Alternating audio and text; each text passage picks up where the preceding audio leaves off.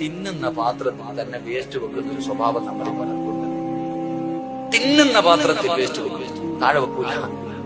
തിന്നുന്ന പാത്രത്തിന്റെ സൈഡിൽ എല്ല് കടിച്ചിട്ട് അവിടെ വെക്കും, മീന്റെ മുള്ളവിടെ വെക്കും, എല്ലാം വാരി വാരി സൈഡിൽ വെക്കും, ഇടയ്ക്ക് ഇങ്ങനെ വാരി. എന്റെ പ്രിയമുള്ളവരെ, നിനക്ക് ശാപം കിട്ടുമെന്ന് നബി മുഹമ്മദ് മുസ്തഫ. ഇപ്പൊ ഡൈനിങ് ടേബിളിന്റെ മുകളിൽ ഇത്തിരി വാരിയിട്ടെന്ന് പറഞ്ഞിട്ട് കുഴപ്പമൊന്നുമില്ല, എന്തായാലും നിന്റെ വാരി തുടയ്ക്കും. നമ്മള് ഭക്ഷണം കഴിക്കുന്ന സ്ഥലം നമ്മുടെ ഭാര്യ വേസ്റ്റ് ബോക്സ് ഇല്ലെങ്കിൽ നീ ഇടണം.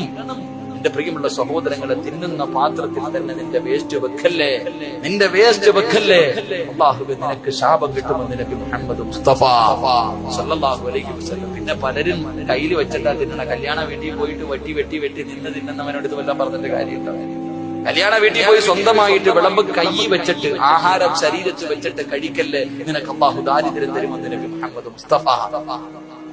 ഭക്ഷണം ശരീരത്തിൽ വെച്ചിട്ട് കൈ വെച്ചിട്ട് തിന്നരുത്, മടി വെച്ചിട്ട് തിന്നരുത്. ഒന്നി തറയിൽ വെച്ചിട്ട് അല്ലെങ്കിൽ ഡെസ്കിന്റെ മൂലി വെച്ചിട്ട് ശരീരത്തിൽ വെച്ചിട്ട് ഭക്ഷണം വാരി തിന്നരുത്. അല്ലാഹു നിനക്ക് ദാരിദ്ര്യം തരുമെന്ന് നബി മുഹമ്മദ് മുസ്തഫ.